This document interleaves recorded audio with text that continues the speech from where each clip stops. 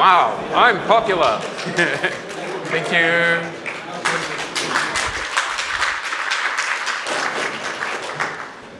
Hi, everyone. Ooh. Hi. Sorry. I'll keep it down a bit. Is everybody familiar with XKCD? Is anyone familiar with Hofstadter? Douglas. So this is where the name of my talk came from, but my talk is more about metaclasses. First, I'll get into who am I. My name is Curtis Maloney. I hail from Wurundjeri land in the Kulin Nation in the south of Australia. And is the way of my people, I would like to begin by recognising the traditional peoples of this land and pay respects to elders past and present. On Twitter, I am FunkyBob because somebody got my name first. On GitHub, I am FunkyBob, and pretty much everywhere else, I'm FunkyBob. If you see the pink and white cat logo, that's me. I started using Python in about 1998 when it was about version 1.4, 1.5-ish, and yes, it's changed a lot since then. And I've been working on Django for about 15 years now, and was invited to join the core team in about 2014. So that's a bit about me. I currently work for a company in San Francisco called Survata, who use Python to do data analytics on ad metrics, but no, it's really quite ethical, honest. If you are an American-based company or marketing in the States and want to know how well your marketing is doing, come and talk to us. So, with all that done, part one, classes and instances.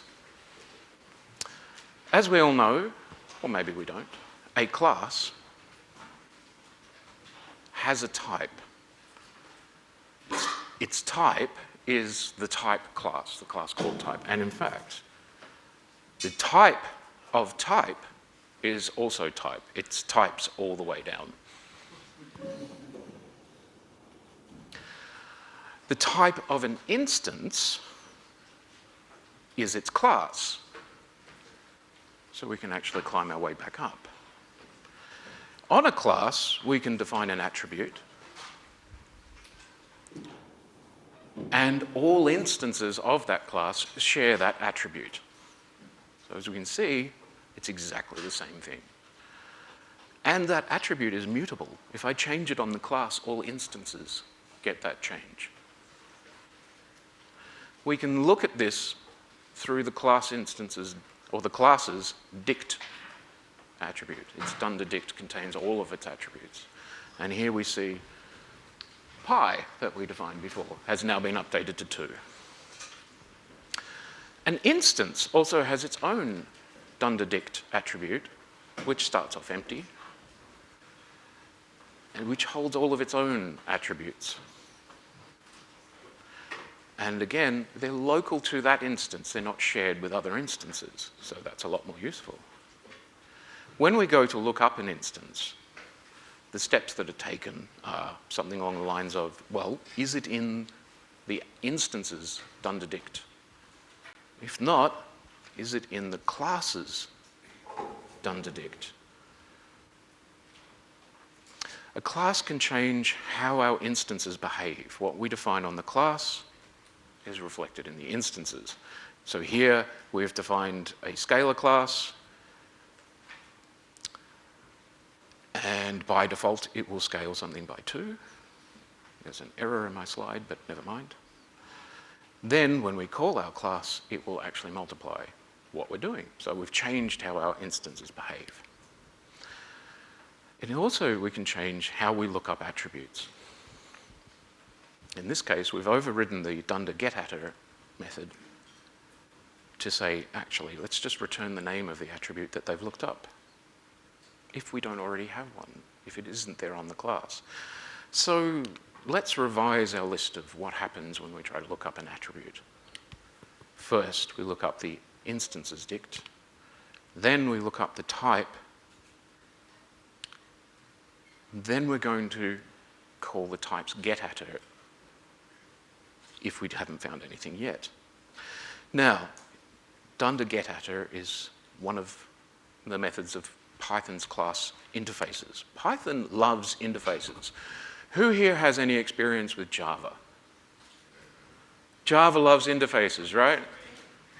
Guess what? Python loves them more. Because in Python, are we familiar with duck typing? If we're not, if it looks like a duck and it quacks like a duck, I'm calling it a duck. You can make your attribute, your Python classes behave how you want. If you want them to behave like something that has attribute access or change how it does, you use the attribute access interface.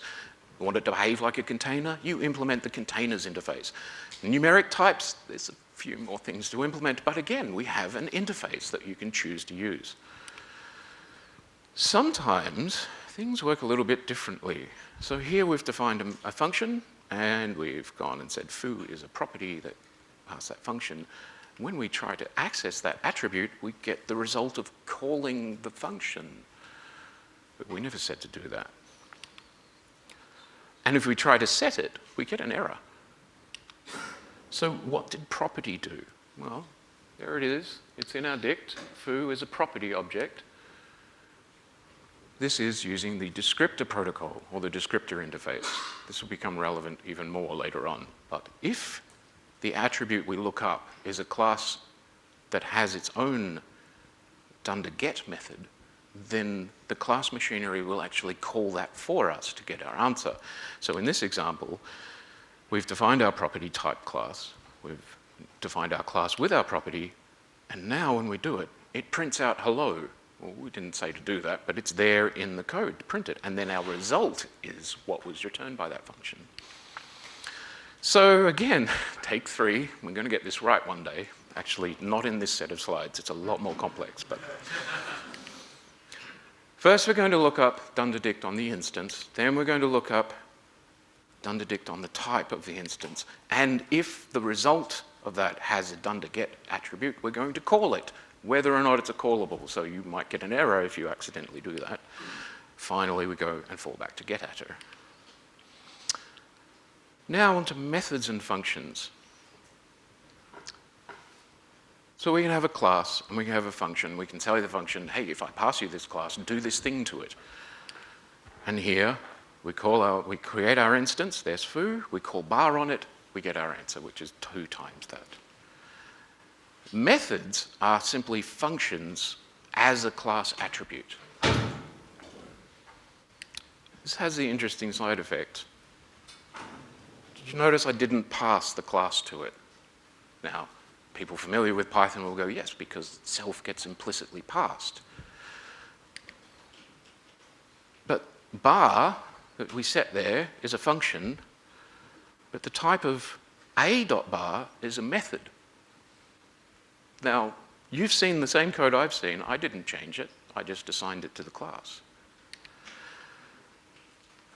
And in fact, bar is still myClass.bar, but it is not the same as what's on the instance. So what happened? Well, if we have a look inside our actual function bar, we see it has a Dunderget method. And when you call that, it returns a bound method, which takes the class that's been passed and passes that as the first argument to the function.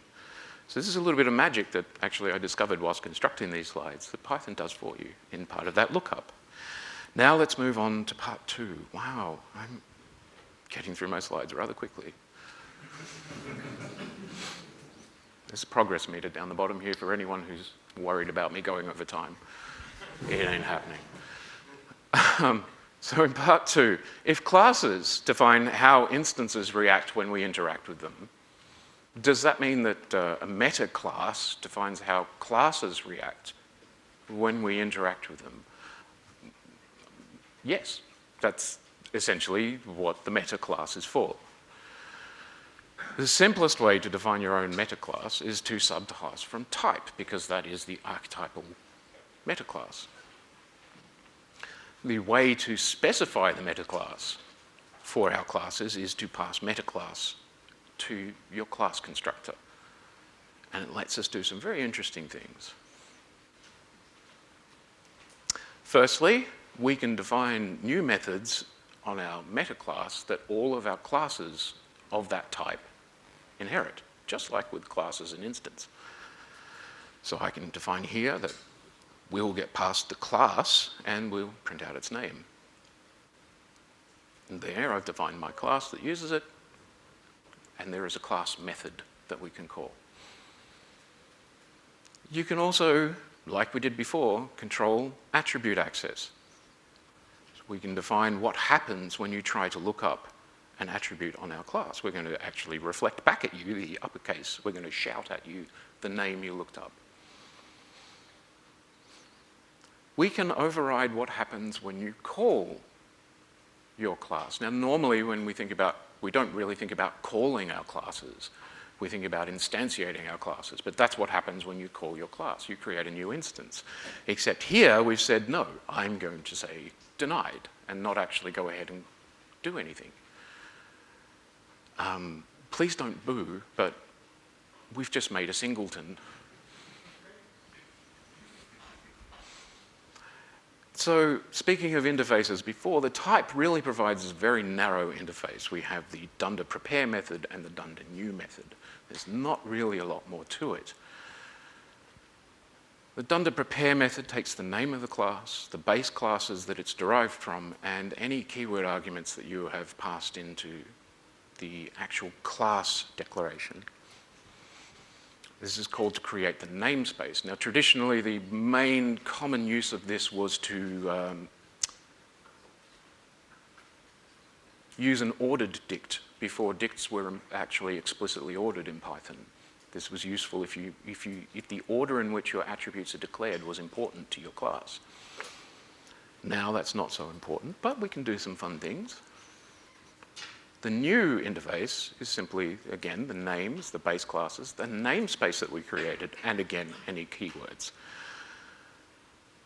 This is the sort of place where you would hook in if you wanted to do declarative syntaxes like hands up anyone who uses Django. So models and model forms and all those lovely declarative interfaces which don't turn out to behave anything like what you declared. Django is doing this. It's getting in beforehand. So here's a simple-ish example from some of my code from a Django app I wrote for doing REST-type interfaces. And so we're hooking into new, and we're going, yeah, we'll do the normal superclass thing of what we would do. Then I'm going to iterate over all the attributes of this, and any one of them that is of a particular type, I want to collect up their names and build up a map of them and then stash it away on the new class that we just built, as well as a tuple of all the names. So if you're thinking of, for instance, a Django model or a Django model form, in this case it's a data mapper for serialization, we can collect up the names and the properties of things we want to access for that action right at the time we declare the class, instead of having to calculate it every time we need it.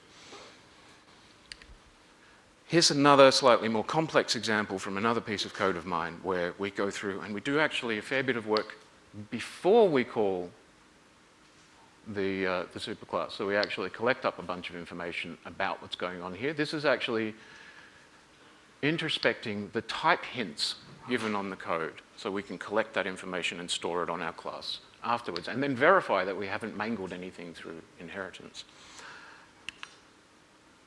Now, modern Python, we're starting to see a move away from the metaclasses or the needs for metaclasses, because there's new interfaces being added which make it not necessary under circumstances. And those notably are the dunder init subclass and dunder class get item. Hands up anyone who has encountered these methods before. 1, 2, 3, right, about half a dozen people. So maybe we're all in the right room. So let's have a look at some examples of using these and the way it would have been done with metaclassing and how now we can do it without.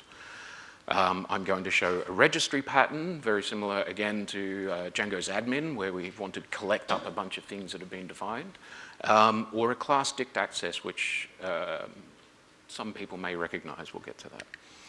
So with a metaclass, if you wanted to build up a registry as people are declaring classes, you would have to have the base class inherit from it be defined by your metatype, your metaclass, and then we'll say, well, in case you haven't specified it, we're going to define a registry attribute, which is an empty dict. Then we're going to do the normal superclass thing. And finally, we're going to add ourselves into the registry by name, by the name that we passed in. So we can then use this by saying, here is my class, it's a metaclass of this, and its name to be used is thing. Has anyone encountered this syntax before? It's relatively new in Python 3, since about Python 3.3, I think. Somebody will correct me. It allows you to pass any number of keyword arguments in the class declaration, which are then passed around to various points in the interface for use wherever you need them. So here, I'm explicitly stripping out the name attribute, the name argument, so that we can use it for registering ourselves as a particular name.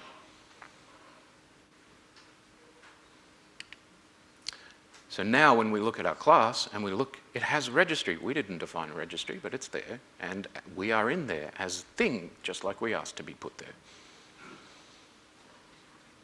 Well, that's nice. But let's look at init subclass. It's called whenever another class subclasses from you, your class. So here's our parent class, which we're already defining the registry. And then we're saying, anytime somebody subclasses from us, again, we get past the class, we're going to pull out the name from the keyword arguments, do the normal superclass thing, and then register ourselves. And so now we can declare our class as a subclass of our parent, and no further action, we're in the registry. And because that's shared by the classes, it's inherited by all the children. We can all access the registry. If we forget to specify the name, we'll get a nice little error message that is a little obtuse, but still quite clear that we forgot something. Next example, dict access with metaclass. So if we want to use dict lookups, we can define the get item interface and say, okay, this time we're going to say what our class name is and that we say whatever key you looked up. So to use it, you would define a class as subclassing, as using our type as the metaclass, and then when you access the class using dict lookup, it will say, my class is Wibble. Don't we all say Wibble? Now we have class get item, which, as its name suggests, is what happens when you try to get item on a class. Very, very similar code, but again, shorter, more straightforward, and it's on our class. We don't have to deal with metaclasses. When we access it, we get the same result, nice and clean. Now, you may remember class get item from modules like typing. Has anyone here experimented with or become more familiar with using type annotations in the typing module? I see a few hands going up. MyPy and so on will catch your errors. It will also stop you from using some of the things you may have lazily done in the past that have been perfectly fine.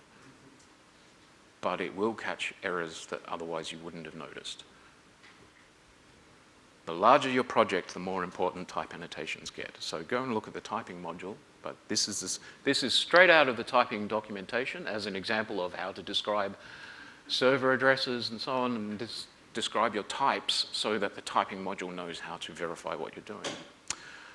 And wow, I'm done.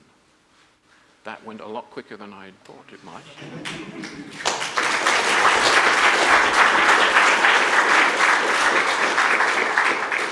Maybe 42 wasn't enough slides. Any questions?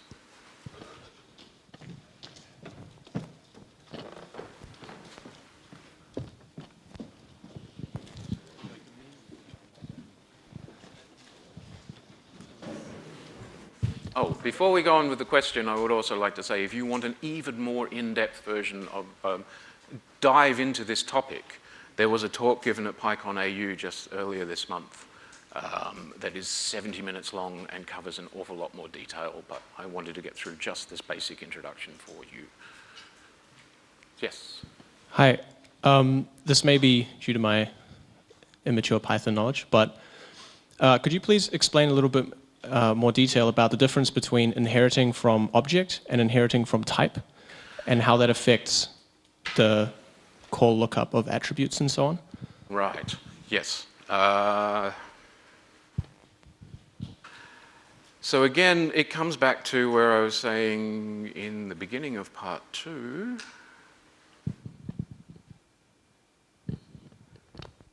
The difference is whether you're operating on an instance or operating on the class. So, example. Here, I'm calling that method on the class, not the instance. Now, you could do the same thing by using the class method decorator and get a very, very similar result, but what the metaclassing allows you to do is meddle with the construction of the class as it's being declared and ensure that these sorts of things are always available on any children of that class and just swap them out in the meantime.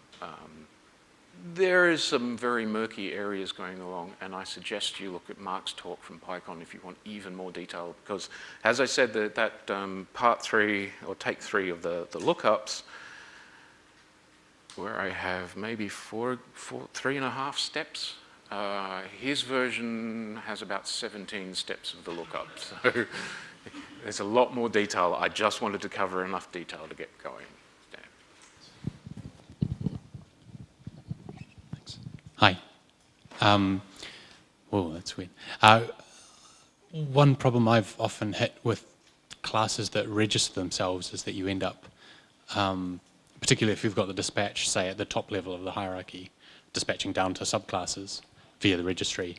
It's very easy to accidentally not have them imported so they haven't registered themselves. Do you have any kind of, have you encountered any kind of clever tricks to ensure those kinds of things?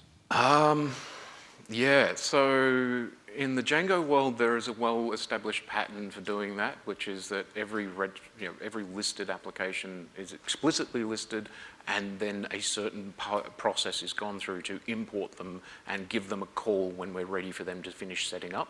So that's essentially, and in another project I was working on recently, I was using the Dunderget init subclass pattern, but I ended up having to solve a whole bunch of problems by forcing an explicit list of these are the module plugins that I want to register, go and import them and let them register.